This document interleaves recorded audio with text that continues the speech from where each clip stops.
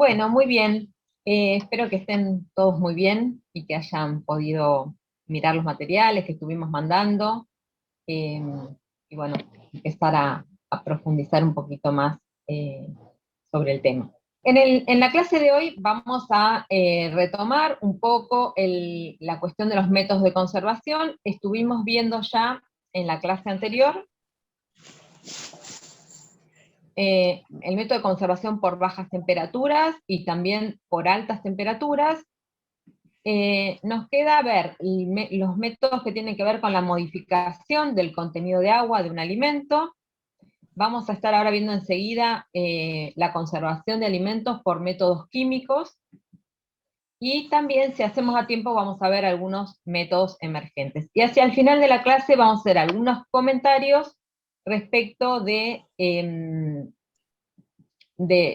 rol que tiene el envase, y el envasado también, y vamos a trabajar con la actividad que nos propusimos la clase anterior, ¿no? Les pasamos un material y bueno, vamos a estar un poco charlando sobre eso. Bueno, como saben, cualquier inconveniente que tengan o cualquier duda, la pueden ir haciendo, nos hacen las preguntas por el chat.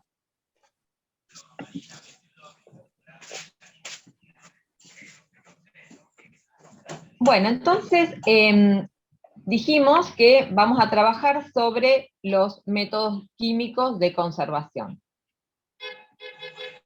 Algunos de ellos modifican las propiedades sensoriales. Estoy medio rara acá la animación, no sé qué pasa. Por ejemplo, la adición de alcohol es un método, vamos a estar viendo ahora. La adición de grasas, vamos a ver en particular el método de fritura. La adición de azúcares, la adición de sales puede ser también.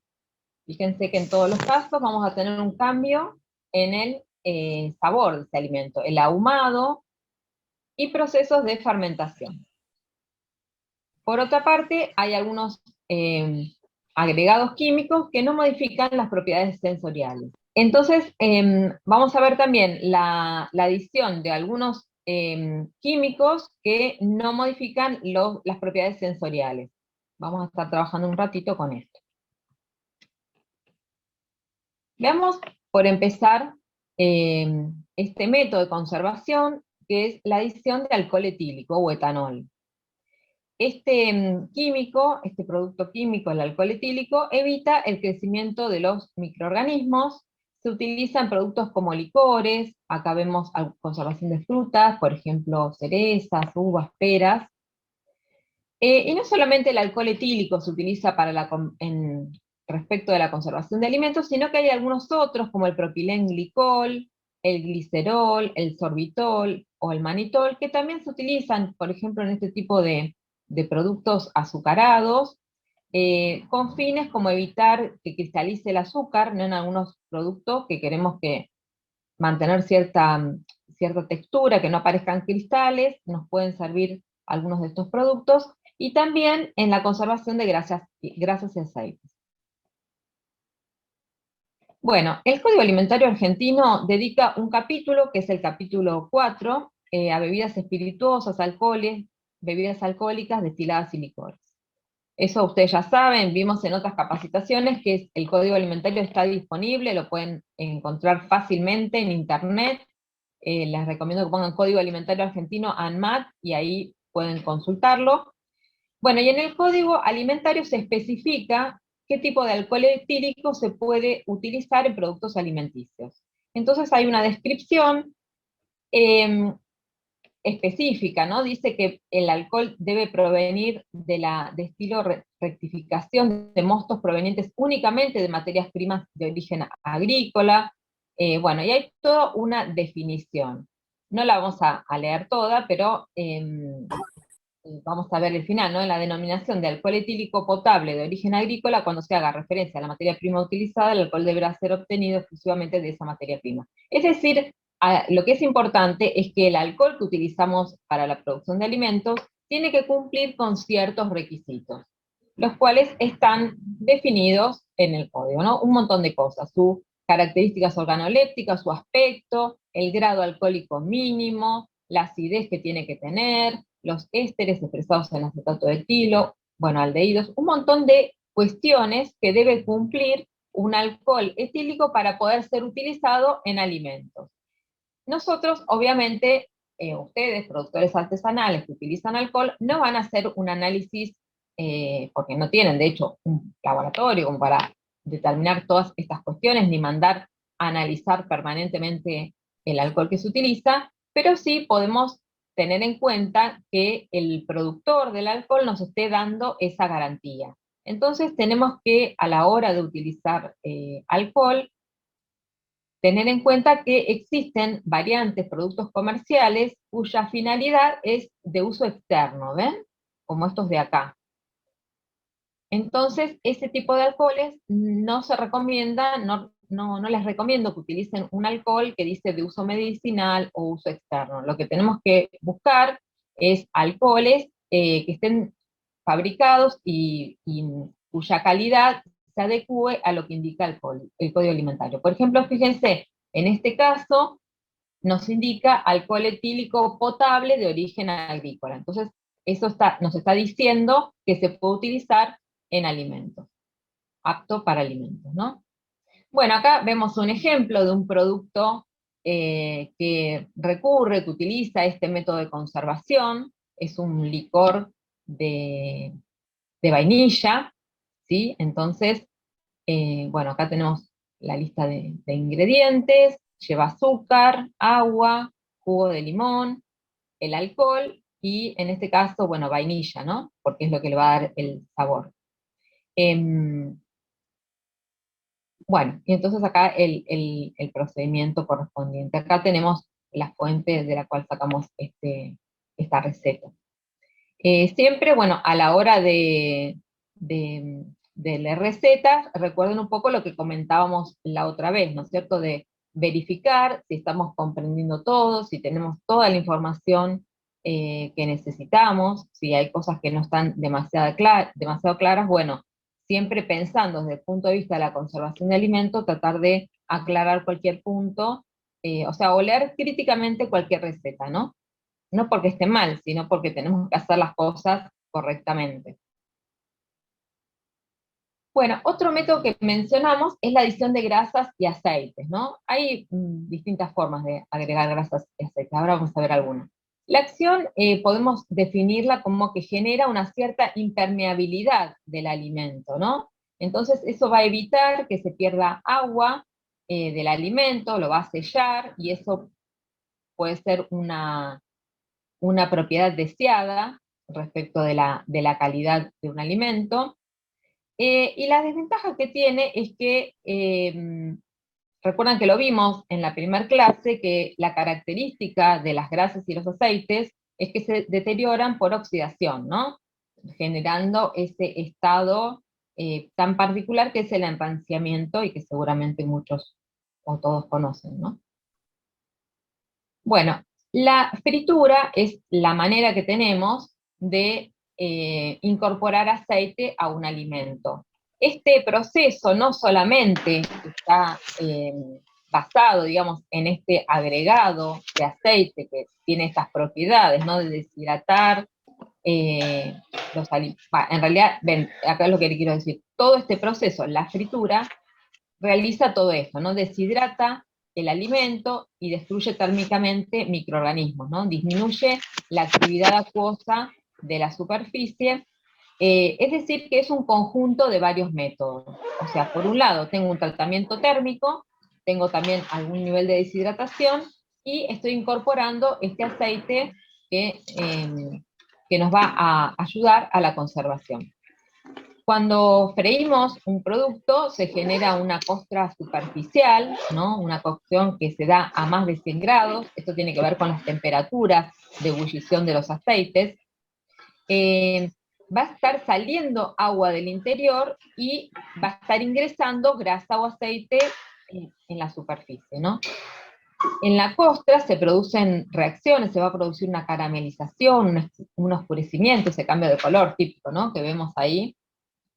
Y esto es un poquito un esquema, ¿no? Fíjense acá, tenemos una papa frita, por ejemplo, entonces, ¿qué es lo que sucede? Cuando la ponemos dentro del aceite, hirviendo, se va a producir una migración, va a salir agua desde el interior hacia afuera, a través de unos poros, el núcleo va a quedar húmedo porque se va a formar esa costra, ese revestimiento que estamos diciendo recién, y va a entrar aceite al alimento, ¿no? Cuando recurrimos a este método de conservación, tenemos que tener en cuenta algunas cuestiones. Por un lado, la temperatura del aceite. Vieron recién que iba a producirse un intercambio de materia, no iba a salir agua, iba a ingresar aceite. Eso ocurre porque si el aceite está bien caliente, rápidamente el agua que contiene el alimento se evapora y va a estar saliendo. Son esas burbujas grandes que vemos cuando ponemos una pieza en aceite caliente, ¿no? Una pieza me refiero a lo que voy a freír. Otro factor importante es el tiempo. No es conveniente excederse en el tiempo de cocción, ¿no es cierto? Una, porque se puede quemar, y además porque vamos a estar afectando también el aceite. Bueno, después de que freímos, es importante esta operación que casi todos seguro realizan, ¿no? De depositar esas piezas en un papel absorbente para eliminar el exceso de grasa o aceite. La grasa es bastante calórica, y aparte ya vimos que tiene este tema del enranciamiento, así que tratamos de eliminar el excedente. Otra cosa importante es no freír demasiada cantidad, porque si nosotros ponemos mucha cantidad del producto que queremos freír, baja la temperatura del aceite, entonces empieza a funcionar mal este procedimiento, ¿no? Y otra cuestión es cocinar, siempre es preferible cocinar al momento del consumo, ¿no? Para que se mantengan esas propiedades que estamos deseando cuando elaboramos un producto de este tipo. Bueno, respecto del aceite, tenemos que tener en cuenta que tienen corta vida útil, ¿no? Se oxidan rápidamente y resultan perjudiciales para la salud. Entonces tenemos que verificar durante el proceso su calidad. Inspeccionar color, olor, el sabor, que no larguen humo. Si está largando humo es que ya empezó el deterioro del aceite.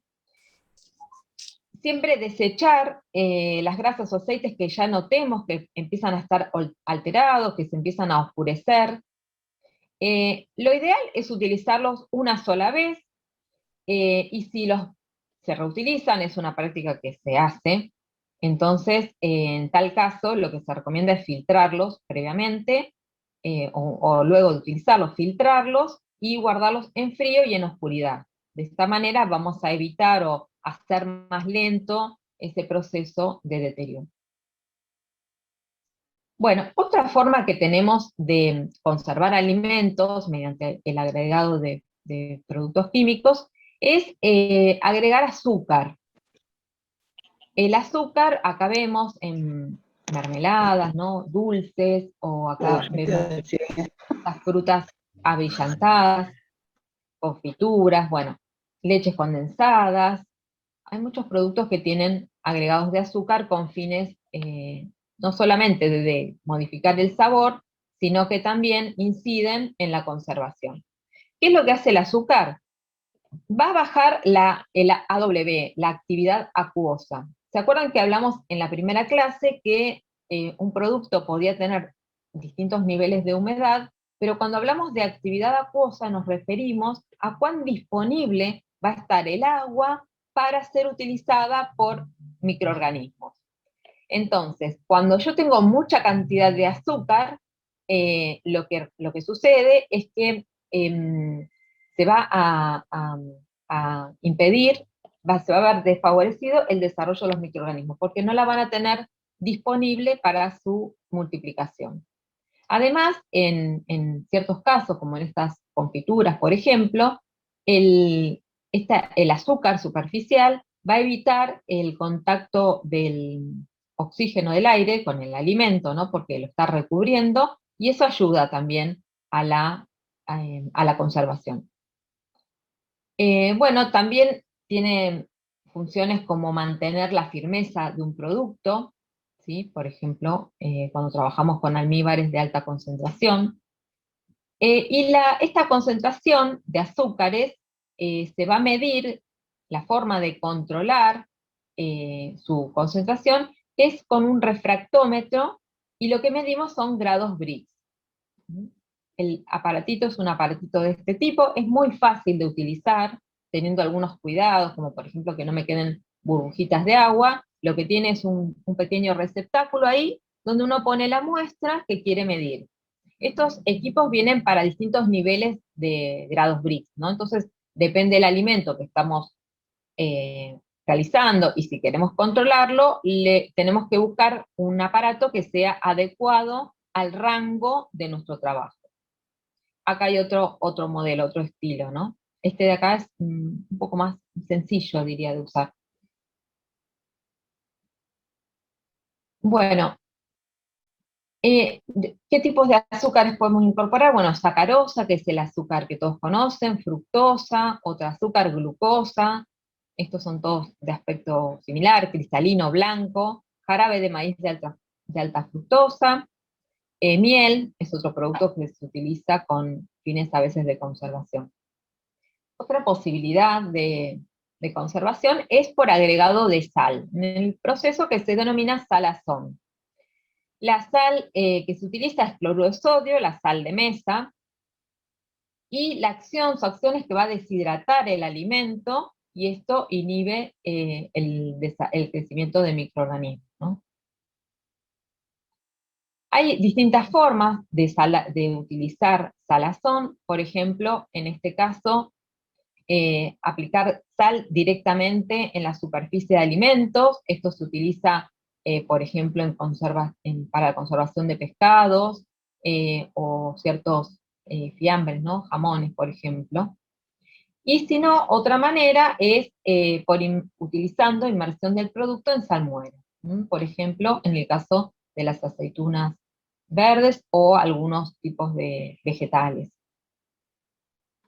Acá vemos una receta, ¿no? Aceitunas en salmuera, miren qué sencilla, tiene aceitunas, agua y sal, nos dice que se envasan las aceitunas, se prepara una salmuera al 8%, en el código alimentario está especificado, por ejemplo, para las aceitunas, cuál es el rango de cloruro de sodio, o cuál es el rango de porcentaje, ¿no?, de cloruro de sodio que se puede utilizar. Generalmente es entre 8 y 10%, entonces acá se ponen 800 gramos de sal por cada 10 litros de agua, se rellenan los frascos, se tapan, y fíjense esto, qué curioso, ¿no? Dice, sin esterilizar, se dejan 12 meses, al cabo de ese tiempo se encuentran listas para consumir. Bueno, en este periodo largo de tiempo, lo que va a suceder es que va a existir una fermentación de ese producto que va a hacer que baje el pH, ¿no? Si ese pH alcanza valores por debajo de 3,5 y el porcentaje de salmuera está en este valor, bueno, este producto va a tener una cierta vida útil. Si el pH no alcanza ese valor tan bajo, este producto va a requerir de una pasteurización previa a determinar su vida útil. Entonces, a estas cosas nos referimos cuando les decimos que siempre las recetas hay que mirarlas con sentido crítico, ¿no? No simplemente tomarlas, sino tratar de entender qué es lo que está pasando, de profundizar en las tecnologías que se están aplicando para cada producto, ¿sí? Porque lo ideal sería, en este caso, no solamente dejar estos 12 meses, podría ser que yo requiera menos tiempo, tal vez el proceso en 8 meses ya ocurrió, y si hacemos algún tipo de control, como medir el pH, podemos tener más garantías respecto de la conservación o de la seguridad en torno a la conservación de un alimento. Bueno, hay también otras sustancias químicas, aditivos químicos, ya no ingredientes, que se utilizan para conservar alimentos. Estos aditivos se utilizan porque evitan la degradación biológica del alimento, algunos permiten eliminar microorganismos, inhibir o ralentizar el desarrollo microbiano, y la característica principal es que no van a modificar sensorialmente el alimento como veíamos hasta recién, ¿no? Si le agrego azúcar o le agrego sal o le agrego alcohol, bueno, estoy modificando el sabor del alimento, ¿no? El Código Alimentario Argentino tiene un capítulo, que es el capítulo 18, que se dedica exclusivamente a los aditivos alimentarios. Ahí pueden encontrar mucha información, acá ya ven las distintas abreviaturas que se utilizan. Bueno, no las vamos a leer todas, pero cada aditivo, según la función que cumple, se lo clasifica dentro de un grupo. Por ejemplo, acidulantes se lo va a abreviar como, sí, esto ustedes lo ven todo el tiempo en las etiquetas, ¿sí? O edulcorante, y así, ¿no? Flo, mejorador de harina, y tenemos para cada aditivo un nombre. Además, en el código alimentario encuentran este tipo de información. Por ejemplo, todos los aditivos que son autorizados según las buenas prácticas de fabricación con sus respectivas funciones. Entonces, nos aparece toda una larga lista, acá está cortada obviamente, donde ven cuáles son los aditivos que puedo utilizar de acuerdo a sus funciones. Van a ver también en el código esta expresión, quantum satis, que significa cantidad suficiente para obtener el efecto tecnológico deseado siempre que no altere la identidad y genuinidad de un alimento, ¿no? O sea que algunas veces no hay un límite máximo, sino que lo podemos utilizar de acuerdo a las buenas prácticas, ¿no? Sin fines no éticos, digamos.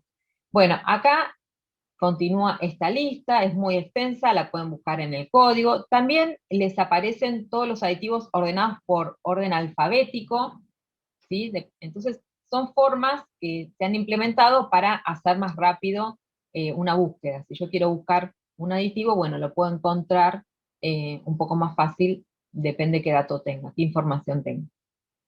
También hay algunas categorías de alimentos en los que los aditivos están restringidos, ¿no? Entonces, nos va a aparecer por tipo de producto, por ejemplo, harina de trigo, bueno, el ácido ascórbico lo puedo utilizar con un máximo de 0,04 gramos por 100 mililitros. Ustedes pueden en el código, recuerden, si entran en este capítulo, poniendo control G, buscar el alimento que ustedes producen, en caso que quieran chequear el uso de algún aditivo, y entonces les filtra y los manda directamente a la información un poco más rápido que leerse todo, que es largo, ¿no? Acá hay otro caso, ven, por ejemplo, tenemos este otro producto. Y también aparecen estos límites máximos de aditivos que están excluidos de los anteriores, ¿no? Entonces tenemos, por ejemplo, ésteres de mono y diglicéridos de ácidos grasos con ácido tartárico, y nos dice para el tipo de alimento, por ejemplo, panes con levadura, lo puedo utilizar con esta función como emulsionante o estabilizante, y en este valor máximo, solo o en combinación con ácido tartárico y sustratos. Bueno, simplemente no vamos a entrar en mucho detalle, pero lo que les quiero decir es que uno debe interiorizarse en caso de estar utilizando alguno de estos aditivos, de estar cumpliendo con la legislación.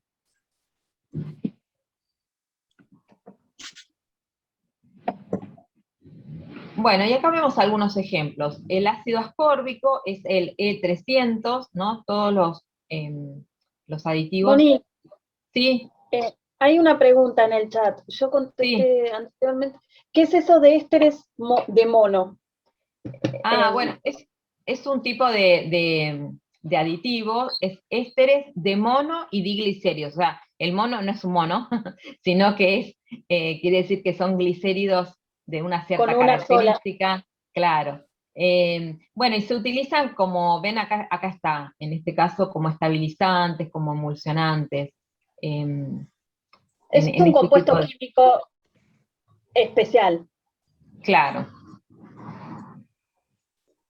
No vamos a entrar mucho en el desarrollo químico porque se nos va toda la tarde, pero fíjense que se utiliza para productos de panes, ven, bizcochos, este tipo de productos.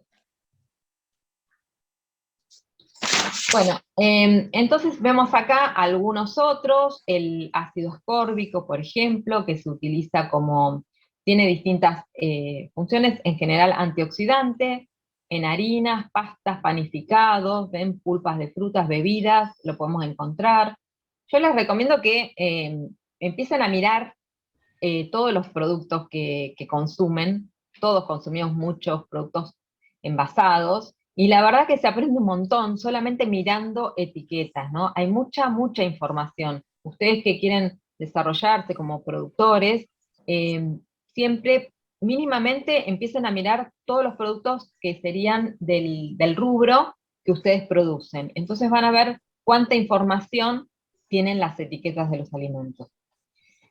Bueno, en este caso, derivados del sorbato de sodio, de potasio, de calcio, muchos productos tienen este tipo de conservantes. Bien, ahí. Lácteos, bebidas, snacks, los rellenos a veces de ciertos bombones, bueno, algunos quesos envasados, ¿no? Utilizan como conservantes algunos de estos productos. Por supuesto, uno va investigando y va viendo de acuerdo a qué necesidades o problemáticas tiene el producto, bueno, cómo puedo mejorar, extender su vida útil, y siempre lo primero que hacemos, ya les digo, por un lado es mirar productos similares del mercado, y la otra pata es siempre es mirar el código y ver qué cosas puedo y con qué fines, ¿no? También a veces se aprende mucho a través de los mismos proveedores, pero hay que tener un criterio, por eso siempre es bueno informarse eh, para, bueno, poder tomar buenas decisiones. Bueno, acá tenemos ácido benzoico, benzoato de sodio, tienen distintos numeritos, ven, E210 o INS puede ser, ¿no? 211, 212, porque a veces depende si es de potasio, de sodio, de calcio, o sea, cumplen la misma función, pero son distintos tipos tienen cierta variante, digamos, entonces tienen distintos números. Están identificados cada uno muy específicamente con ese número. Bueno, estos se utilizan en bebidas, ven ahí también para cremas, para ciertos productos embutidos, encurtidos también. El nitrito de sodio, nitrato de sodio, de potasio, que están ahí los números correspondientes, en jamón, carnes curadas, embutidos. El ácido propiónico, propionato de sodio, de calcio, potasio, ven por eso los distintos números en quesos, pastas secas, panificados, harinas, dulces, budines. Bueno, este tipo de aditivos se pueden utilizar con ciertos criterios, ¿no? Los podemos agregar cuando queremos mantener o mejorar el valor nutritivo, cuando queremos aumentar la estabilidad o la capacidad de conservación. Se utilizan para incrementar la aceptabilidad de alimentos que sean sanos y genuinos, ¿sí? Pero faltos de atractivo. A veces pasa que en algún procesamiento, por ejemplo las cerezas, en ciertos procesamientos pierden su color, entonces nos permiten agregar un colorante para restituir ese color que producto del procesamiento se ha perdido, pero el alimento es genuino, digamos, no tiene algo que yo quiera enmascarar. A veces tienen que ver con permitir la elaboración económica y en gran escala de alimentos de composición y calidad constante en función del tiempo. La humanidad tuvo que resolver el tema de alimentar a muchas personas, y bueno, los aditivos cumplen un poco esa función de garantizar o de ayudar a garantizar la inocuidad. Nunca se debe agregar un aditivo si su fin es enmascarar técnicas o procesos defectuosos de elaboración y o manipulación, por ejemplo, no sé, tengo algún defecto en mi fabricación, entonces agrego conservante porque no estoy haciendo las cosas bien. Entonces, si yo haciendo las cosas bien puedo lograr un producto sin conservantes, no me van a permitir agregarlos para poder hacer las cosas mal, ¿se entiende? O sea, siempre se agregan las mínimas cantidades posibles y considerando procesos que han respetado las buenas prácticas de manufactura, las buenas prácticas de elaboración, los cuidados de los manipuladores de alimentos, etc. Tampoco se tiene que agregar para provocar una reducción del valor nutritivo, o si provocan una reducción del valor nutritivo de un alimento, ¿no? O sea, esa no sería aceptable agregar un aditivo si nos genera ese efecto. Y otro importante, un poco lo que les decía recién, o sea, si yo puedo lograr con prácticas correctas y económicamente factibles, puedo lograr un producto con una cierta calidad, no me van a permitir agregar un aditivo para enmascarar, digamos, o para tratar de ganar más, o cuestiones que no están dentro de lo ético, ¿no? Bueno, a ver qué más. Esas cantidades que veíamos antes que aparecen en el código alimentario, se deciden, se definen, hay un organismo que es JECFA, un organismo internacional, ¿no? Que se dedica mucho que se dedica en realidad a esta parte de los aditivos, y siempre la cantidad que se permite es la mínima necesaria para lograr un efecto lícito deseado, ¿no? ¿Cómo se establecen esos valores? Se tiene en cuenta un consumo estimado del o los alimentos para los cuales se propone ese aditivo, es decir, de acuerdo a un grupo de alimentos, por ejemplo, bueno, cuánto puede consumir una persona diariamente de ese alimento. Entonces, bueno, la cantidad tiene que ser tal que repartida en el consumo total no supere lo admisible. También se realizan, por supuesto, estudios científicos respecto de los niveles máximos admisibles que no causen daño para la salud, y siempre se establecen márgenes de garantía para reducir cualquier tipo de peligro, ¿no? En todos los grupos de consumidores. No es lo mismo que el nivel que va a alcanzar en un niño que tiene menos masa corporal consumir cierta cantidad de un aditivo que en un adulto, ¿no? Entonces, esto siempre se analiza y se definen los niveles que sean seguros para toda la población. Bueno, otra cosa, en los alimentos tienen que estar indicados estos aditivos. ¿Cómo lo vamos a indicar? Bueno, siempre tiene que aparecer la función principal o fundamental del aditivo, el nombre completo o su número INS o ambos. Y acá vemos un ejemplo. Esta galleta de arroz, ven acá, dice la función, emulsionante, y acá está en este caso se han decidido por poner el INS, ¿no? Ponen tienen en este caso dos aditivos. Cuando están puestos así, la verdad es que no sabemos, o sea, uno generalmente no tiene el número, el consumidor no entiende muy bien qué son estos números, puede buscarlo y llegar al dato. Otra manera de ponerlos es si, acá por ejemplo, dice emulsionantes, sodio estearoil, es difícil el nombre, lactilato, lecitina de soja, bueno, y todos los emulsionantes que están poniendo.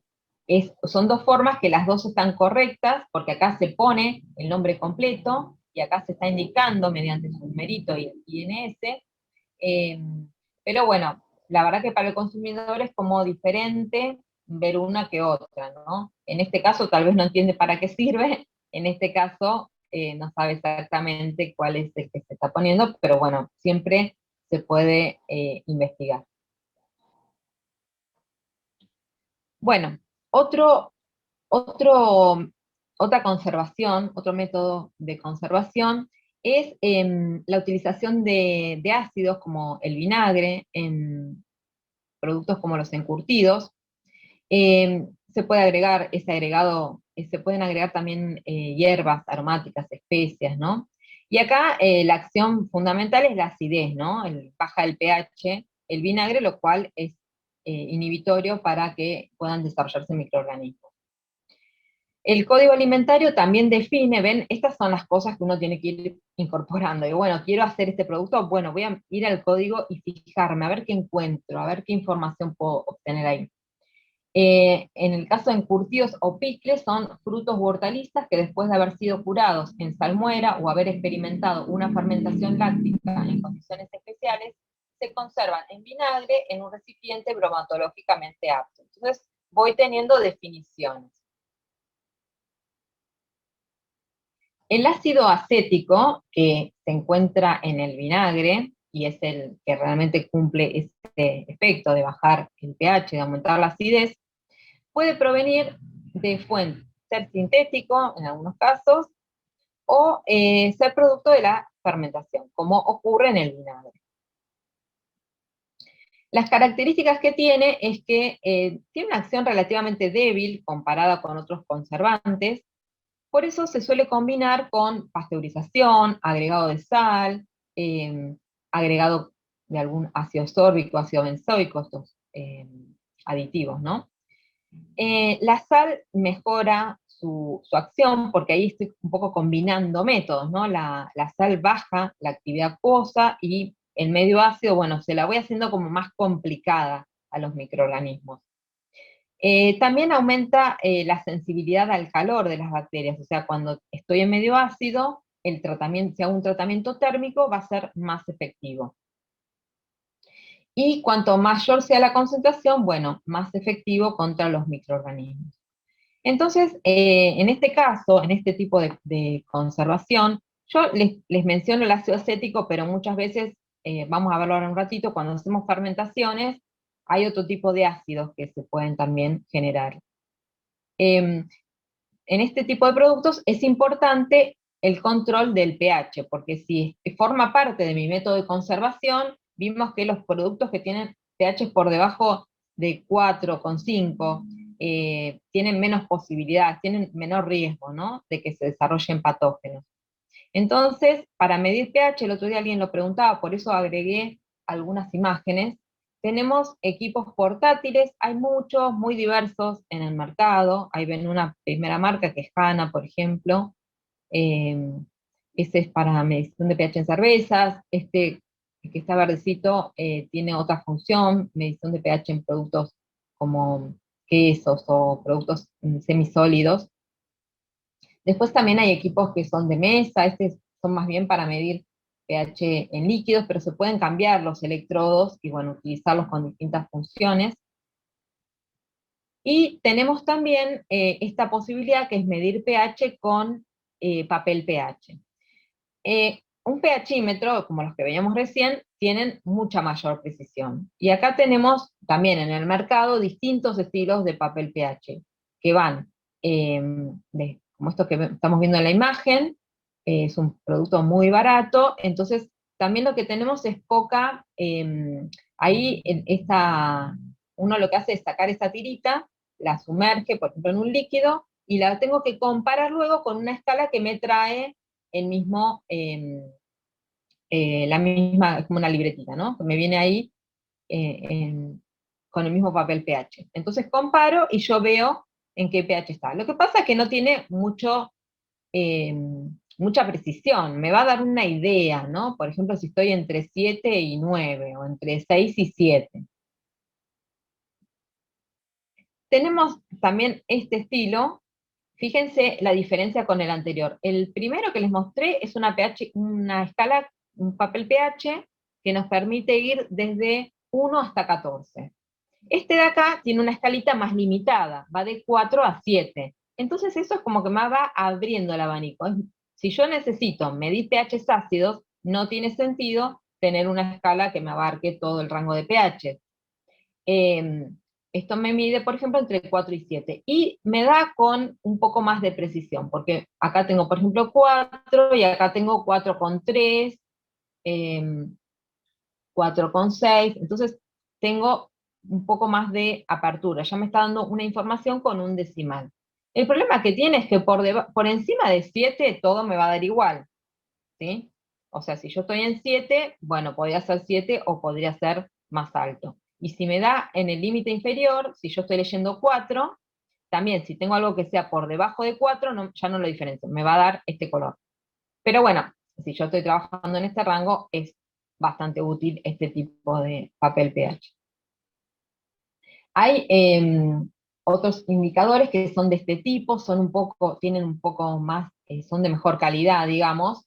Tienen varios, son tiritas que ya vienen, uno las saca y las sumerjo, por ejemplo, en una bebida, y luego tengo que comparar con estas escalitas que vienen acá. Fíjense que acá este es de 2 a 9, y tiene, también informa con un decimal. O sea, yo si estoy en 2,4 no lo voy a saber, pero voy a saber que estoy entre 2 y 2,5. O sea, puedo saber en qué rangos de pH estoy, ¿sí? Distinto a un pHímetro, como los que les mostraba recién, los equipitos, me dan un valor mucho más exacto. Me va a decir, por ejemplo, con 2 decimales. El pH es 3,25. En cambio Sí, acá, bueno, puedo saber que estoy entre 3 y 5, sí. ahí en el chat están hablando de los pHímetros para conseguir y ahí puso Grace que lo vio a 200.000 pesos, un pHímetro Atago. Bueno, hay muchas marcas, Sí. y muchos precios también. Eso es algo que hay que averiguarlo muy bien. Eh, la verdad es que si uno tiene que poner en juego un montón de cosas a la hora de comprar un equipamiento. Eh, Podemos empezar con tiritas, si no están haciendo ningún control, bueno, empezar midiendo con algún pH, siempre que el alimento lo permita, ¿no? Siempre se puede medir con papel pH, ¿no? Eh, y bueno, y en la medida que van necesitando por su escala o por lo que sea, pueden llegar a pensar en comprar, en invertir. Nosotros queremos usar esa palabra, no invertir, porque siempre que puedan tener mayor control de su producto, eso no va a ser una pérdida, sino que es una inversión, ¿no? Que nos va a permitir, por ejemplo, aumentar nuestra escala productiva. Pero bueno, si todavía no estamos en situación de hacer esa inversión, puede ser bueno empezar a tener algún control con alguna de estas opciones, y también piensen que hay laboratorios de análisis. Tal vez uno puede hacer un control con un papel pH y cada tanto mandar producto a analizar. Entonces ir teniendo un sondeo eh, de cómo va nuestro producto. Bueno, y acá hay otro, no me acuerdo si era marca Merck. Bueno, hay varias marcas, algunas son más caras, otras más baratas. Esto en general es bastante accesible, digamos, todo más o menos se puede comprar, y uno también racionaliza el uso, ¿no? De repente, como les contaba yo recién, en el caso de las aceitunas en salmuera, si yo sé que estoy por debajo de 3,5, sé que me evito pasteurizar ese producto, y es un producto que tiene una fermentación larga. Entonces, de repente me puede servir un método así. Si tengo un papel pH relativamente bueno, me va a permitir saber si estoy por encima o por debajo, y puede ser suficiente. No sé si había algo más ahí en el chat, claro. No, están todos sobre más o menos los mismos. Pilar pregunta qué análisis cuando vos hablaste de que se puede llevar a analizar el alimento.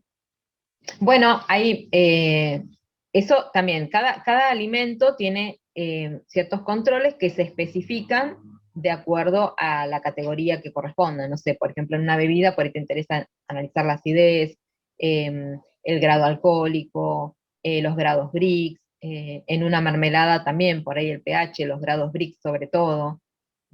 Uno lo que controla justamente es lo que hace a mi método de conservación, ¿sí? Por ejemplo, en algunos productos el código alimentario te dice, tenés que tener, no sé, de ácido láctico tanta cantidad, entonces vas y controlás ese parámetro. ¿Mm? También se puede hacer humedad. En general, los que permiten para las pupas, es más que nada eso. Yo pienso en el alcohol, en el pH, grados Brix, serían como los análisis más necesarios. porque después, bueno, lo que son galletitas, ese tipo de productos, uno no va a medir pH ni Brix, sino que se mide por ahí la humedad, tiene más sentido. Claro, y después pregunta sobre recuentos de aerobios totales y coliformes. Eso ya es un análisis microbiológico que te da una idea si el proceso y los métodos de conservación son efectivos o no.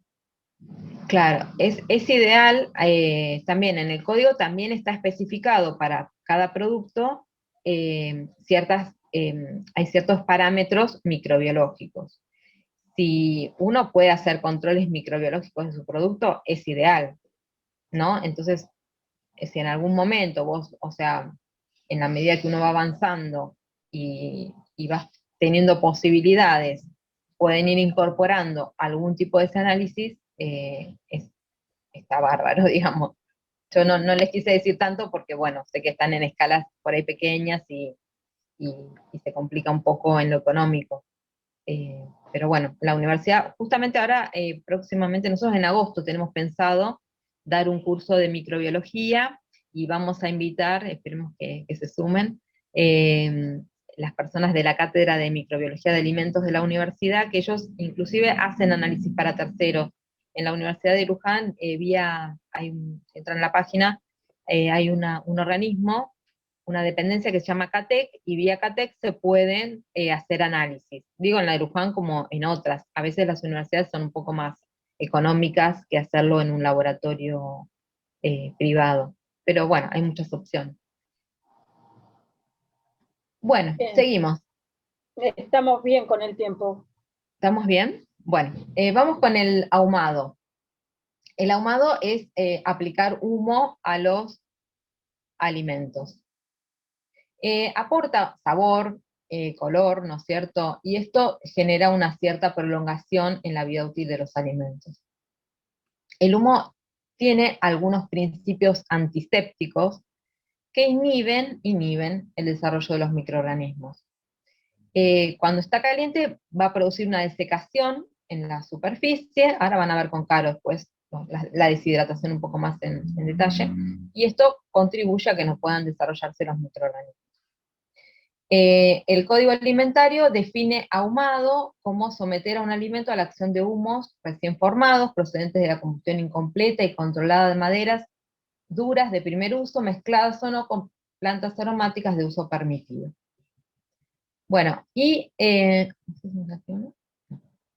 hay dos formas principales de generar ahumado. Por un lado, a veces se hace un ahumado en frío, el humo se está generando en otro lugar y se somete al producto mediante la conducción de ese humo a la interacción y al ahumado, ¿no? Que se genere el ahumado. Y la otra es la que todos conocen, muchos conocemos, que es esta, ¿no? Es cocinar directamente, en este caso a las brasas, entonces el humo que se va produciendo por la combustión genera ese ahumado que lo vamos a llamar en caliente. Entonces, fíjense que ahí tenemos también varios métodos, ¿no? En ningún caso el ahumado se utiliza solo, siempre hay algún otro método, es como que acompaña, contribuye, pero siempre acompañado de otro método. Bueno, y tenemos también, hablábamos antes de, por ejemplo, el vinagre, ¿no? Y yo les decía que se puede generar vía fermentación. Hay ciertos microorganismos que en su metabolismo, su desarrollo, generan ácidos, alcohol, ¿no? Y estos productos que liberan al medio inhiben el crecimiento de bacterias patógenas. Algunos beneficios es a veces mejoras nutricionales, cambios en el sabor que son agradables, que resultan positivos, algunos beneficios para la salud, como en los, por ejemplo, yogures o alimentos lácteos que son probióticos o prebióticos que ayudan con el tema de la flora intestinal. Y acá vemos un montón, ¿no? La cerveza, el vino, fermentación, la sidra, el kefir, los quesos, algunos embutidos, el chucrut. Creo que hay alguien acá en el grupo que hace chucrut, así que seguramente tiene claro el proceso de elaboración. Bueno, y algunos también, algunas conservas vegetales, ¿no? Bueno, en las fermentaciones, ¿qué es lo que sucede? Que alguna sustancia o algunas sustancias son metabolizadas por los microorganismos para obtener energía generalmente, entonces producen como subproducto, generan, por ejemplo, las que son acéticas, ácido acético. En el vinagre ocurre esto, ¿no? A partir del alcohol se produce, mediado por la bacteria Acetobacter, ácido acético. Bueno, en las fermentaciones alcohólicas, ¿no? Donde los azúcares son transformados en etanol, estos son procesos complejos, la verdad que acá está como muy simplificado, pero bueno, para que tengan en cuenta el tipo de productos. Y las fermentaciones lácticas, donde la glucosa es transformada en ácido láctico. En algunos productos tipo conservas ocurre este tipo de fermentación. Bueno, para esto contárselos nada más, les comento algunos métodos que llamamos métodos emergentes. ¿Por qué emergentes? Porque no están tan difundidos, pero tienen su aplicación. Por ejemplo, la irradiación, ¿no? En este caso se aplica una radiación ionizante con algunos equipos particulares, son unas partículas de muy alta energía que se aplican durante un lapso de tiempo corto, como los rayos gamma o rayos X, ¿no? Son los mismos que se utilizan para la radiología. Se hacen también tratamientos con luz ultravioleta, y esto elimina microorganismos. Son generalmente, en el caso de la luz ultravioleta, algo como una terminación, ¿no? Algo a nivel superficial. ¿Qué características tiene? Se puede hacer el tratamiento en el envase final, libera, digamos, tiene acción sobre microorganismos patógenos sin afectar, digamos, la calidad de ese producto. Nos pueden ayudar a evitar el empleo de conservantes químicos, por ejemplo, ¿no? U otros productos. Nos ayudan cuando tenemos algunos productos que no se pueden procesar térmicamente, entonces es una forma. Y bueno, no, como todo método que ayuda a extender la vida útil, nos permite un mayor tiempo de comercialización. Bueno, en este, a ver si, no sé si se los puse acá, los productos, a ver. Bueno, el código alimentario nos permite la irradiación para algunos productos como carnes, pescados y mariscos, frutas y vegetales frescos, bulbos y tubérculos para las papas, por ejemplo, para cereales, para legumbres, para semillas. Bueno, y también se utiliza para, no está puesto ahí, pero para algunas especias. Vamos a ver ahora conservación por modificación del contenido de agua. ¿Sí? El agua es el único componente químico que se puede decir que está presente en todos los alimentos. Y esta ubicación del agua en todos los alimentos tiene que ver porque es indispensable para la vida de dónde provienen esos alimentos, ¿sí? Ya sean vegetales o animales.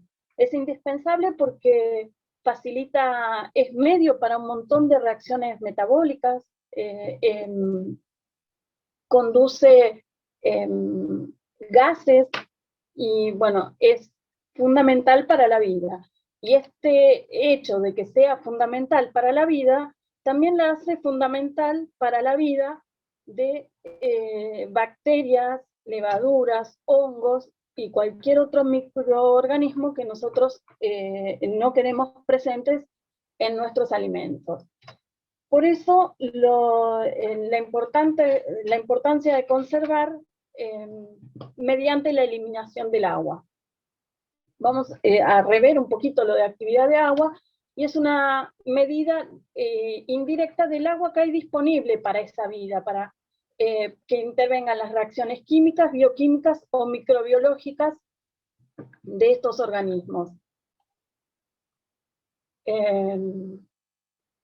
A mayor AW, mayor agua disponible. el agua puede estar libre, que es fácil de eliminar en un alimento, puede estar medianamente ocluida, que va a requerir más tiempo para sacarla, o muy poco disponible o fluida, que va a ser prácticamente difícil eliminar esa cantidad de agua de un alimento. Por eso nunca vamos a llegar a una deshidratación total. Cuando queremos conservar por eliminación del contenido de agua, lo que queremos hacer es aumentar la vida útil de ese elemento, ya que eliminamos cualquier microorganismo o reacción que pueda alterarla.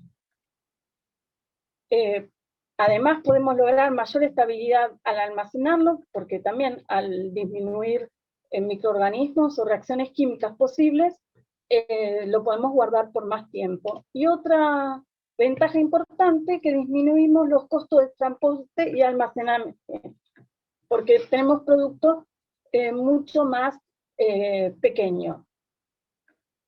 Fíjense que según el alimento, hay alimentos que tienen alto contenido en agua, que hay que eliminar mucha cantidad para lograr un producto, por ejemplo, en este caso, deshidratado.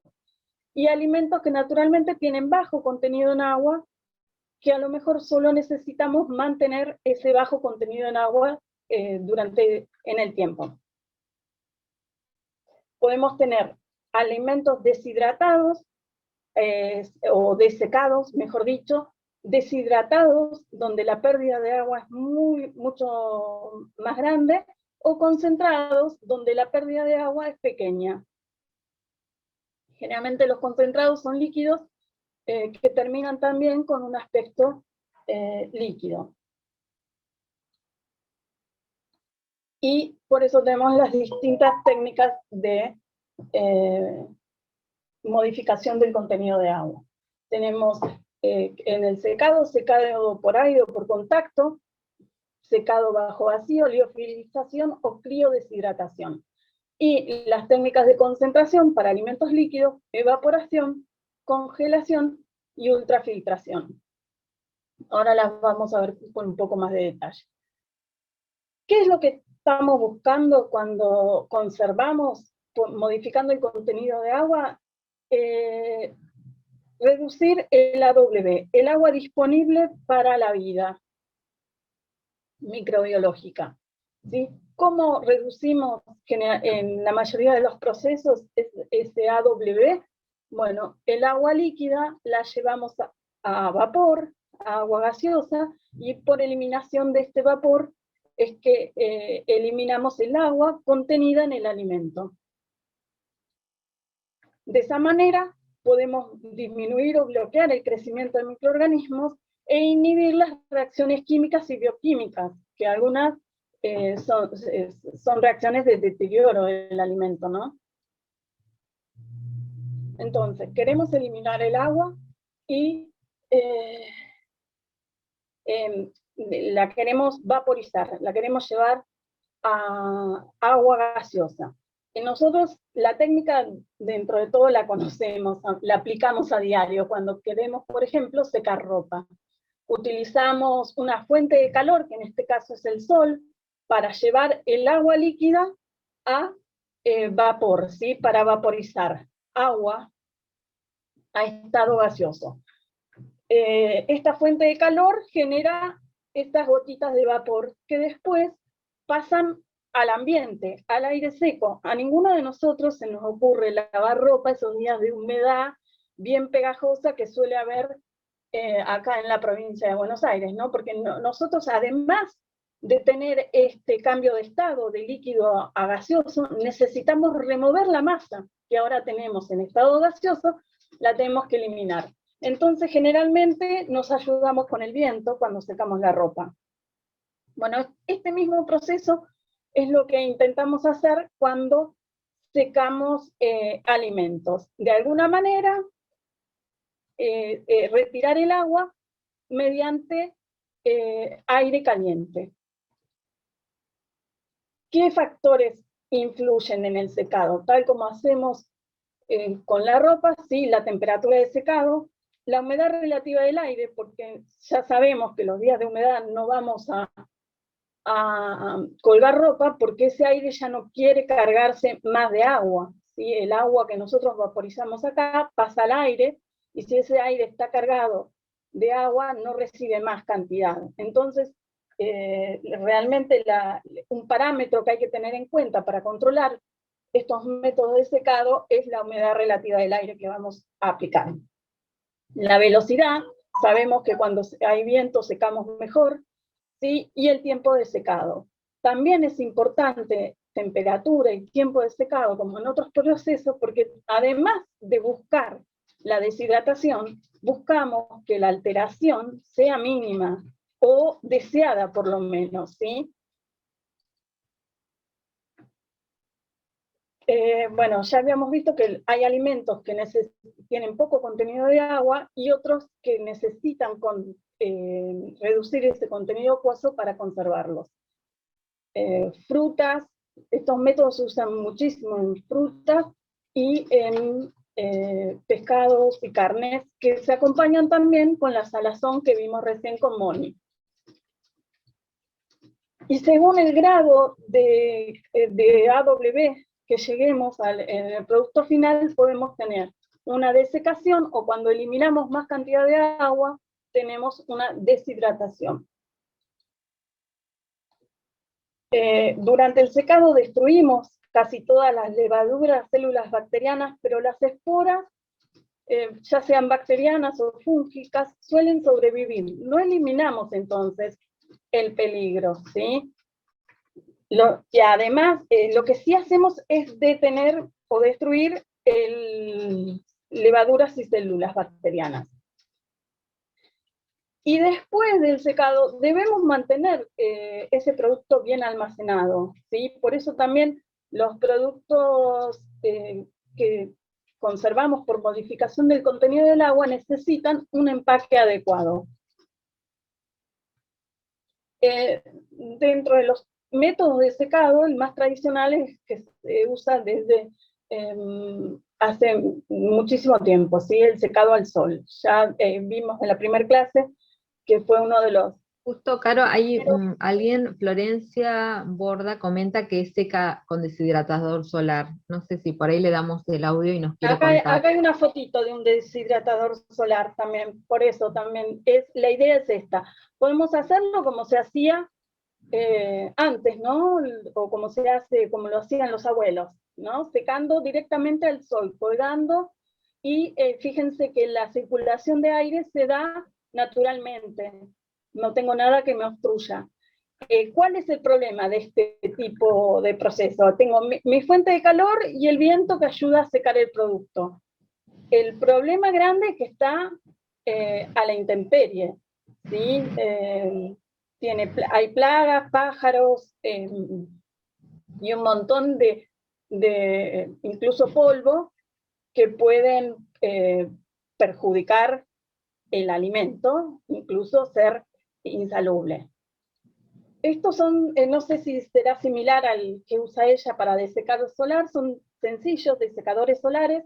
Lo más importante, lo que hay que tener en cuenta, es que tengan un sistema de ventilación. A veces es natural, tipo chimenea, o a veces se puede forzar con circulación de aire. Fíjense que tiene una malla que protege al alimento de microorganismos, de pájaros, y el producto está puesto en mallas también, ¿sí? Que el aire circule y pase a través del producto, porque nosotros lo que buscamos no es recalentar acá y que agarre cualquier temperatura, porque deteriora también nuestro producto. Lo que buscamos es la circulación de aire, que ese aire se lleve las gotitas de vapor de agua que hay en la superficie de cada uno de estos productos. Y ahora vamos a ver los factores que ayudan, ¿sí? Las desventajas de los métodos de secado del sol, lógicamente la dependencia del clima. Si no podemos en días de humedad, no podemos en días donde el sol no hay baja temperatura, ¿sí? El largo tiempo, y además que es poco eficiente. Solo es humedad superficial, por muy largo de tiempo.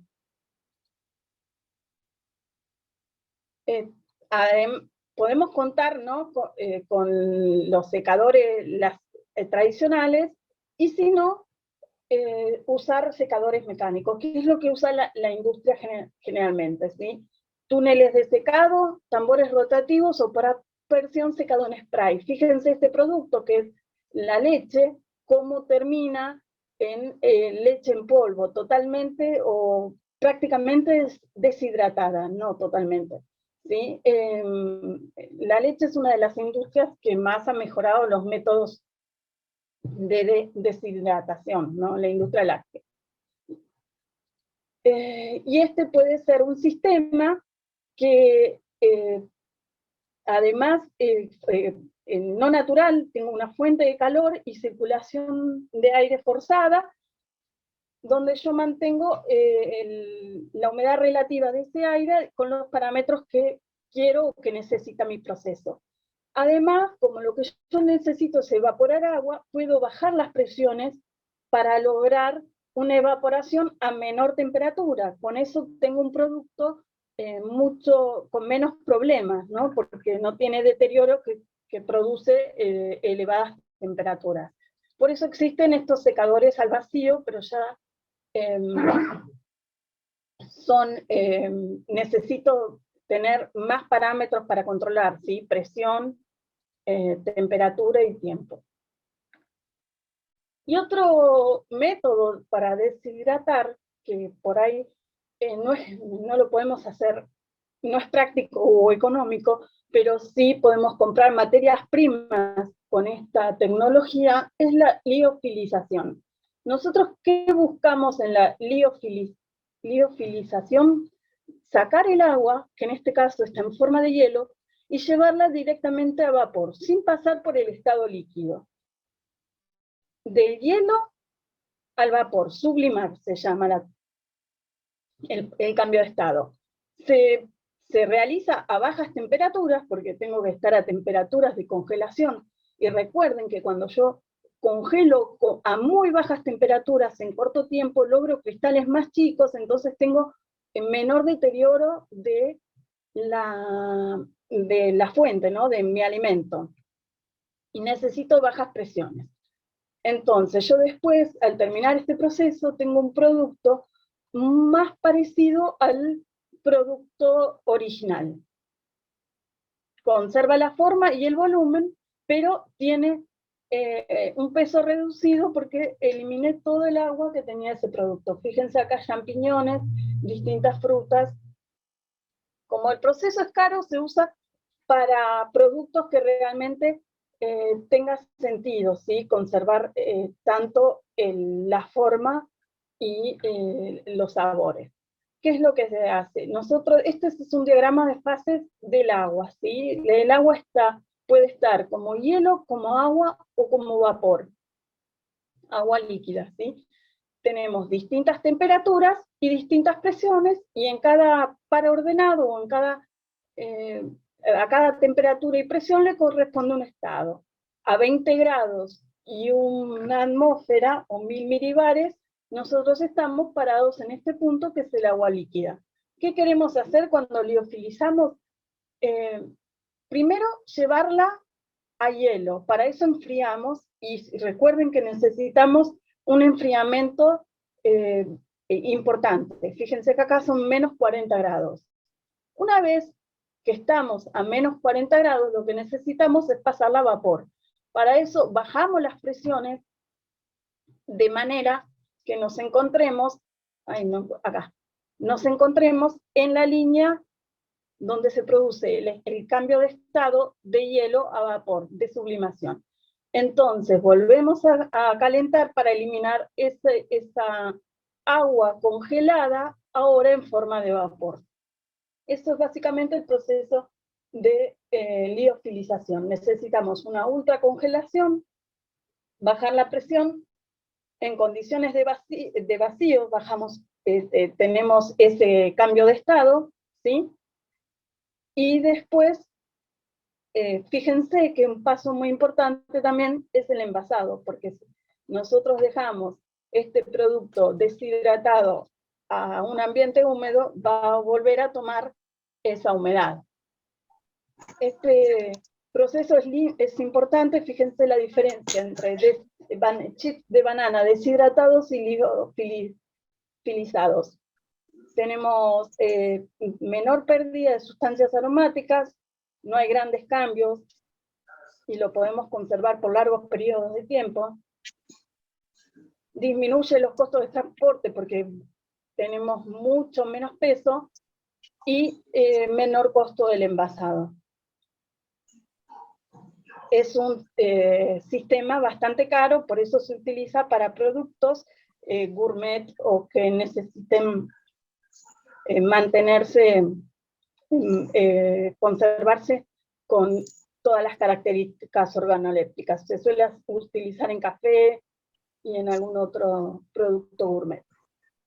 Y el último método de conservación, que es la concentración. Nosotros partimos de un alimento líquido y también llegamos a un alimento líquido. Lo que buscamos es disminuir ese AW y además aumentamos la concentración de azúcar o sal. O sea que acá tenemos otro método de conservación que va a ayudar a esto que buscamos, que es aumentar la vida útil. Podemos evaporar, utilizamos una fuente de calor para eliminar el agua, se utiliza en jugos, en leches para hacer estas leches condensadas, leches evaporadas. El calor vimos que destruye también, destruye vitaminas, y si nosotros queremos tener menor pérdida, podemos también realizar esta evaporación a bajas presiones. Si bajamos las presiones, bajamos la temperatura de evaporación. Entonces,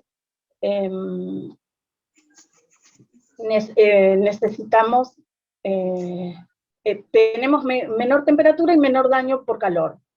Después podemos crioconcentrar, que también podemos congelar el alimento y después sacar esos cristales de hielo, no por sublimación como hacíamos con la liofilización, sino por centrifugación. Eliminamos mecánicamente esos cristales de hielo. En este caso tenemos bastante limitada la forma de concentrar, de quitar esa AW, esa agua disponible. O ultrafiltración, utilizando membranas con un método que se llama ósmosis inversa. Bueno, para ir cerrando y ya dar lugar a la actividad y un poquito a la discusión de la actividad que les propusimos la semana pasada, vamos a ver algunas consideraciones respecto del envase y del envasado. Vimos cuestiones que tienen que ver con procesos que nos pueden ayudar a mejorar la vida útil, a conservar mejor el producto, que tenían que ver con el procesamiento directo del alimento. Ahora vamos a ver en esta última etapa algunas cositas. Primero, siempre se tienen que cuestionar qué envase utilizo o cuál estoy utilizando y si puedo utilizar algún otro que tenga mejor performance para mi producto, porque existe una gran diversidad de envases en el mercado que nos brindan distintas posibilidades, ¿no? Tenemos, por ejemplo, envases de este tipo, bueno, no creo que nadie de los presentes utilice, pero bueno, que son envases que nos permiten un sellado hermético y después tratamientos térmicos severos, como una esterilización con altas presiones. Después, bueno, infinidad de materiales plásticos, botellas también, ¿no? De distintos tipos. Hay envases muy modernos que tienen una funcionalidad, por ejemplo, en este caso, es un envase flexible que está dentro de un soporte que nos permite sostener esto que es algún producto fluido, entonces nos viene con un dispenser. Obviamente vamos a utilizar este tipo de envase cuando el producto lo amerita por su costo, ¿no? Bueno, hay algunos envases que nos permiten proteger al alimento de golpes, es el caso de, o sea, esto lo permiten si, por ejemplo, le vamos a agregar algún gas que dé contención. Entonces, en las papas fritas es un alimento típico, ¿vieron? Que a veces vienen como infladitas, entonces evita que algún deterioro de tipo físico, ¿no? Se rompan, por ejemplo. Bueno, envases como estos que nos permiten esterilizaciones de formas tal vez más sencillas, como hacen muchos, ¿no? Esterilizaciones domésticas, botellas de vidrio para infinidad de productos, con las ventajas que el vidrio tiene respecto de la higiene. Acá vemos, bueno, también este envase con esa posibilidad también de dosificación, bueno, envases tipo Tetra Brick, que son envases que tienen mucho desarrollo, tienen un montón de laminitas que van a proteger al producto de distintas cosas, de la luz, de la humedad, dan soporte, bueno, diferentes cuestiones, ¿no? Entonces, siempre es importante que se cuestionen cuál es el envase que están utilizando, si es el que es adecuado para el producto que ustedes procesan, y si hay alguna posibilidad de mejora, ¿no? Siempre hay que estar atento porque a veces, bueno, cambiar el envase puede tener una repercusión importante respecto de la vida útil de un producto. También tenemos que tener en cuenta cuando envasamos, bueno, cuál es el tratamiento posterior que vamos a dar, ¿no? Por ejemplo, si voy a congelar, bueno, el envase tiene que ser adecuado a ese tratamiento, ¿no? O como veíamos recién, si necesito esterilización, o si por ahí mi producto admite y lo proceso adecuadamente para hacer un envasado al vacío. Ahora vamos a hablar un poquito más, porque bueno, el envasado al vacío se relaciona un poco con la actividad que les propusimos. Bueno, también qué posibilidades tengo, qué tipo de fraccionamiento hago de mi producto. No es lo mismo hacer un fraccionamiento manual que de repente tener una línea de producción. Y a veces también hay cuestiones que tienen que ver con el almacenamiento. Tengo que tener en cuenta cómo voy a almacenar ese producto, y bueno, desde el punto de vista del envase, si tengo posibilidades de mejora en ese sentido. Y les comentaba el tema del envasado al vacío. El envasado al vacío, bueno, utiliza materiales polímeros como polipropileno, poliestireno, cloruro de vinilo, nylon, acetato de etilo. Y tiene una cantidad de beneficios, ¿no? Va a aumentarnos la vida útil, va sobre todo a inhibir el desarrollo de bacterias que requieran oxígeno para vivir, nos va a ayudar a mantener la textura de algunos productos como carnes o pescados. Em, a veces nos permite utilizar o retener, digamos, mejorar la frescura, sostenerla por más tiempo, estabilizar el sabor. Esto en productos, por ejemplo, como café o chocolate, ¿no? Evitar que se pierdan los aromas. También nos puede permitir evitar deterioros por frío del alimento o que se le formen cristales, que se deshidrate la superficie. Y bueno, obviamente con otros cuidados, pero un envase hermético y de ese estilo, nos puede ayudar a evitar contaminación cruzada. Las desventajas que tiene, una de las desventajas que tiene es que permite la proliferación de bacterias anaeróbicas, que eran aquellas que no necesitaban oxígeno. Esas bacterias pueden haber estado previamente en el alimento, como por ejemplo el Clostridium botulinum, que genera la enfermedad, la intoxicación llamada botulismo.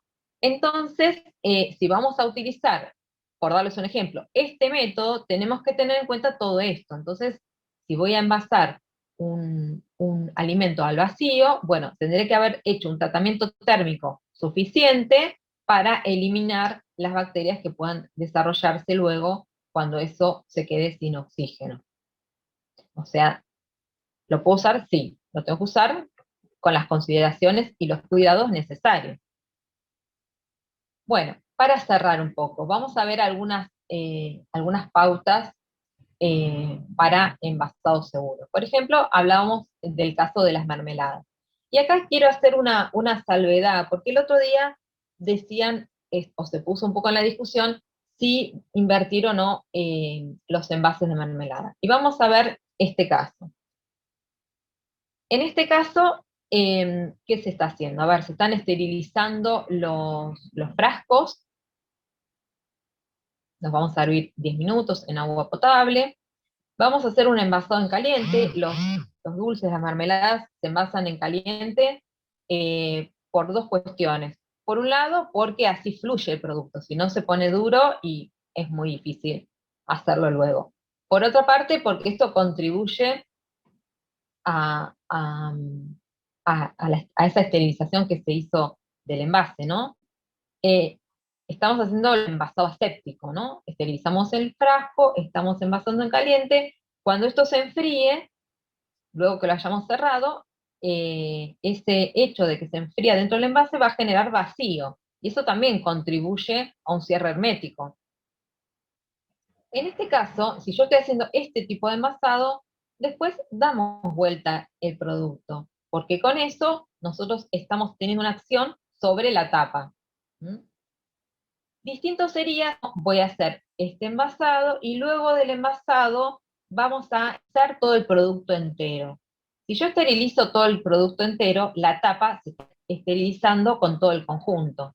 Entonces, en ese caso sí, invertir el frasco es innecesario, digamos, porque yo ya esterilicé todo el producto completo. Hay algunos otros tratamientos que se hacen, por ejemplo, de las tapas, como puede ser tratarlas con alcohol 70.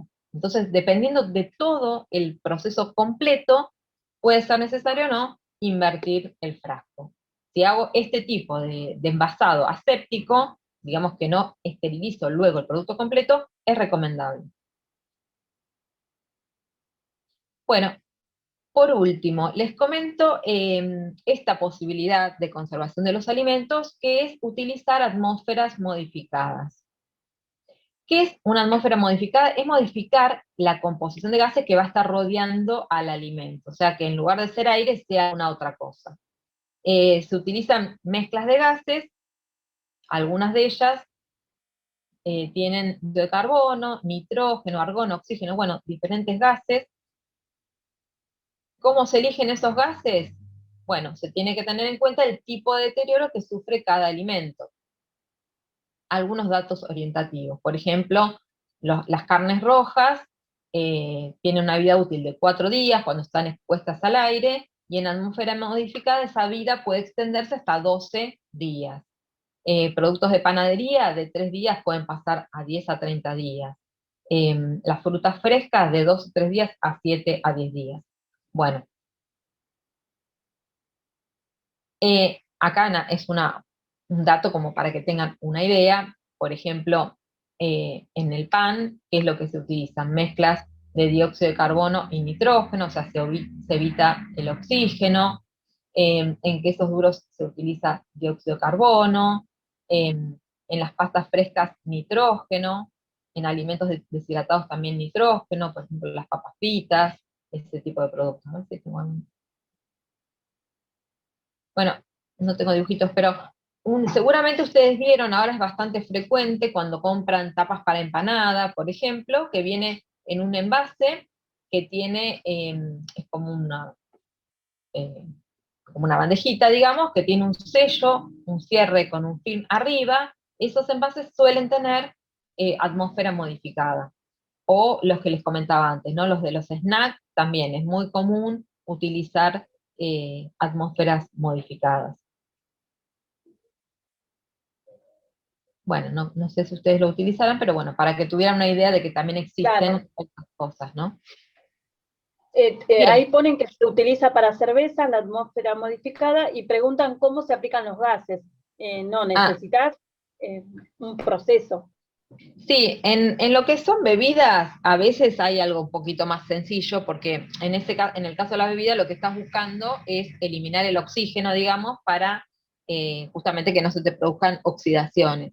Entonces, algunas veces, yo lo he visto, digamos, a nivel artesanal, por ahí se hace, es como un barridito que uno le hace, ¿no? Como que si tenés un tubo de nitrógeno y una manguerita, y bueno, y que sea todo, por supuesto, bien cuidado, es como que se sopla en el líquido justo antes de envasar, entonces como que arrastrás el oxígeno del espacio de cabeza y haces que bajas un montón el contenido de oxígeno. Y si no, hay equipos sofisticados en la industria, esos que ya tienen, por ejemplo, de las empanadas, bueno, se hace como, está todo calibrado, entonces inmediatamente antes del cierre se inyecta y se hace ese barrido del aire sobre la superficie del producto y en esa cámara que queda sobre el alimento, y rápidamente se cierra, ¿no? Tienen, bueno, todos sus mecanismos, digamos, muy ajustaditos para que todo funcione bien.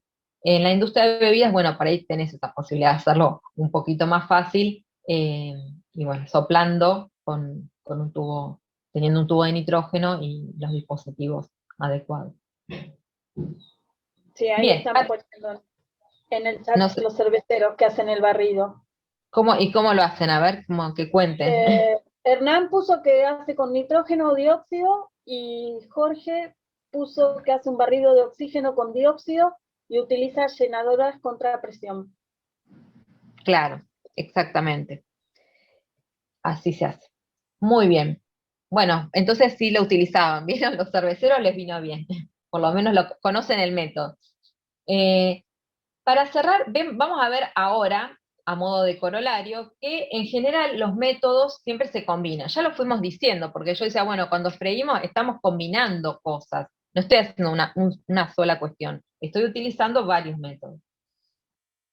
Y vamos a ver algunos ejemplos, ¿no? ¿Por qué se combinan los métodos de conservación? Para obtener un mejor resultado, es decir, una mayor vida útil, o condiciones de conservación que sean menos exigentes, por ejemplo, poder conservar a temperatura ambiente en lugar de tener que refrigerar, reducir costos de elaboración, reducir pérdidas de nutrientes, por ejemplo, sí, o sea, obviamente los tratamientos térmicos suelen ayudar, y están bastante calibrados para disminuir cargas bacterianas, pero a veces nos hacen bolsa los nutrientes, ¿no? Lo veíamos al principio de las presentaciones con el tema de la vitamina C, que es muy sensible. Y a veces también por cuestiones asociadas al sabor, ¿no? Veamos ejemplos. A ver acá, en esta mermelada, ¿cuáles de los métodos que estuvimos viendo les parece que estamos combinando? ¿Qué métodos de conservación tiene este alimento aplicados? A ver, pueden decirlo por el chat. Están callados. Están callados, a ver. Los que Pasteurización, hacen mermelada, que hay un deshidratación, montón. térmico, químico, azúcar, calor y pasteurización, medición de pH, azúcar y pasteurizado, esterilización y químico, grados Brick, pH, azúcar, pH, medición de pH. Bueno, tenemos un Bueno, popurrí importante, está bien. pero A ver, cuando hablamos me están mezclando un poquito a veces la conservación con el análisis que se puede hacer, ¿no? O el control que podemos hacer. Pero sí, acá están muy bien rumbeados porque ¿qué estamos combinando? Cocción, ¿se acuerdan? El método térmico. Esto tiene un alto contenido de azúcar. Recuerden que cuando estamos por encima de los 60 Brix, los alimentos son bastante seguros, tenemos baja agua disponible para los microorganismos. Además, se aplica siempre, como veíamos, esterilización del envase, y también se genera vacío, ¿no? Porque como envaso en caliente y cierro, entonces envaso en vacío. Es verdad también que suelen ser alimentos ácidos, entonces también es cierto que el bajo pH contribuye a la conservación de este alimento. Bueno, y lo que podríamos medir en este caso es, bueno, para la cocción podríamos controlar temperaturas de cocción si tenemos esa posibilidad. Esa es una posibilidad importante en todos los métodos que son térmicos. Si pueden incorporar termómetros para hacer control de sus procesos, es algo relativamente barato y que nos aporta mucha información. Para medir contenido de azúcar vimos que estaban los refractómetros. para analizar la esterilidad de un envase uno tendría que hacer un análisis microbiológico, pero digamos que respetando los tiempos, vamos a andar bastante bien, ¿no? En un ambiente limpio. Y después, bueno, lo que decíamos antes, envasar en caliente para que justamente se genere el vacío. Bueno, acá a ver, en esta leche ustedes no pueden como pupas trabajar con leches, pero a modo de ejemplo nos servía como combinación de métodos. ¿Qué les parece? ¿Qué métodos combinarán en el caso de las leches? Ahí hay dos casos distintos, por ejemplo. Tengo una que está que es ultra pasteurizada, y otra Ahí que está están. en sachet, se guardan distinto, ¿no? Porque esta la puedo tener en la alacena, me dura como 6 meses, en cambio esta la tengo que tener sí o sí en la heladera. A ver, Pasteurización, dice la mayoría, vacío, sellado al vacío. pasteurización. Bueno, acá tenemos sí, en general pasteurización o ultra alta pasteurización. Eso, como vieron con Caro, tiene que ver con estas cuestiones de tiempo y temperatura. Entonces, el tratamiento que hago en estas leches que son larga vida es más exigente, entonces, bueno, eso hace que se estire más su vida útil. Eh, También encarece, ¿no? En general son leches más caras, estas que duran más tiempo. Por eso siempre hay que considerar un montón de factores, ¿no? No solamente que el producto dure, sino también que económicamente sea rentable. También, por eso les decía, ¿no? El envase y el tipo de envasado que hacemos. eh, y después, por supuesto, la refrigeración en el caso de estas leches Acá RH. pusieron aditivos químicos, pero justo es un producto en los que no está permitido conservación por aditivos. Claro, no debería. No debería tenerlo. Bueno, acá vean Bueno, este de acá ya les ayudé un poquito. A ver, Moni, son y cuarto, ¿eh? Ah, bueno, en este caso ya está, vamos rapidito porque se nos acaba el tiempo. Acá tenemos, ven en estas pastas, sal, agregado de ácidos conservantes, basado en atmósfera modificada, en los encurtidos, cocción o fermentación, agregado de sal, agregado de vinagre, esterilización del envase.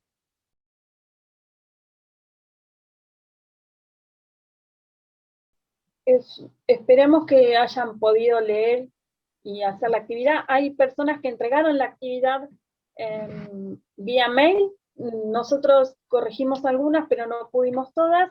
Entonces ahora hacemos la corrección genérica acá en clase.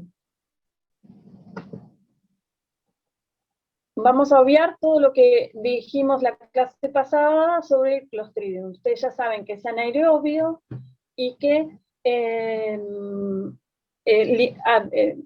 libera una toxina que es una de las más tóxicas que puede causar la muerte. Nos estaba diciendo que eran 9 casos positivos de choferes de una empresa de micro que habían comido en un mismo comedor comunitario y bueno, se logró establecer que el producto era un matambre elaborado. Bueno, ahora pueden abrir micrófonos y decirnos qué es lo que vieron dentro de O que esta lo pongan información por que les el chat, pidamos, ¿no? que Por lo ahí para pongan que por chat, sí, no se mejor. sature mucho. A ver, Mientras yo acá estoy dice, leyendo, dale. que el comedor no se encontraba habilitado ni equipado adecuadamente, ¿sí? Había mantenido los alimentos perecederos en una heladera o en un refrigerador, pero las temperaturas que midieron los investigadores oscilaban entre 9 y 10 grados centígrados. Bueno, acá están diciendo la temperatura de conservación, que es bastante alta para hacer un alimento perecedero, ¿no? Entre 9 y 10 grados tiene que ser entre menor a 4 grados o 5 grados, ¿sí? El Acá matambre empezaba aproximadamente. dicen se cortó ¿Qué? la cadena de frío. Sí. Eso es El importante. origen Se de la cortó la materia cadena prima es dudoso, se cortó la cadena de frío, la temperatura inadecuada, cortaron cadena de frío, además sufrían cortes de de... luz, las esporas se destruye 85 y la toxina más de 116 y el matambre se cocinó 80. La temperatura, bueno, para que se me van, Claro, se me ahí van está. super. El origen dudoso de la materia prima, ¿no? El comedor había comprado el matambre en un mercado local y algunos clientes informaron que estaba de rebaja ese matambre porque la luz se había cortado. O sea, vamos mal desde entrada, el origen de la materia prima. Acá ponen la En temperatura de el cocción proceso, baja y envasado al vacío. claro, temperatura de cocción baja, acá la estoy señalando, 70 a 80 grados centígrados durante aproximadamente 4 horas. Si bien utilizó una escala de conservación importante, 70 a 80 grados, 4 horas, tiempo y temperatura, ¿qué pasa? La pieza era muy grande, 4 kilos. Eso también hay que tener en cuenta cuando nosotros utilizamos un método de conservación por calor. ¿Mm? Después de cocinados, hizo bien, verificó que la temperatura en el interior sea alta, sea mayor de 65 grados. Eso se puede hacer con un termómetro pinchacarne, ¿sí? Ese procedimiento lo hizo bien. Pero, ¿dónde pifió después? Con este tiempo de cocción podemos eliminar patógenos, pero no esporas y organismos resistentes. Después dijo, bueno, voy a prolongar la vida útil de mi matambre con una envoltura plástica y envoltorio al vacío. Sellado por calor y hacer vacío. Generalmente uno dice, bueno, es un proceso de conservación bien. Es un proceso de conservación bueno si aplico antes métodos de conservación buenos. En este caso no, porque quitó el oxígeno, esas esporas que resistieron este tratamiento térmico bastante poco agresivo, proliferaron, generaron la toxina y fue la causante del brote. Entonces, hizo una mala elección de técnicas de conservación, no aplicó procesos adecuados cuando rompió la cadena de frío y realizó una combinación errónea de envasado y procedimiento. Bueno, acá ponen muchas cosas muy interesantes, ¿no? No controlan el pH, pusieron, a ver si Exactamente, eso fue no tenía eso es, no lo tratamos en esta capacitación y lo vamos a ver en otras, pero es muy importante el tema de tener trazabilidad para poder justamente después estudiar cuando se da un problema de este tipo. Fue lo que permitió también, ¿no? El estudio epidemiológico se hizo completo porque siguieron paso a paso, aunque de manera poco convencional, la trazabilidad del producto. Llegaron a el que vendió el matambre al productor de matambre arrollado, ¿sí? No, Acá ponen el también, matambre, no tenía etiqueta, otra no, cosa. bueno, sí. El matambre en Argentina generalmente se usa para consumir en fresco, con 1 o 2 días de conservación en frío, ¿sí?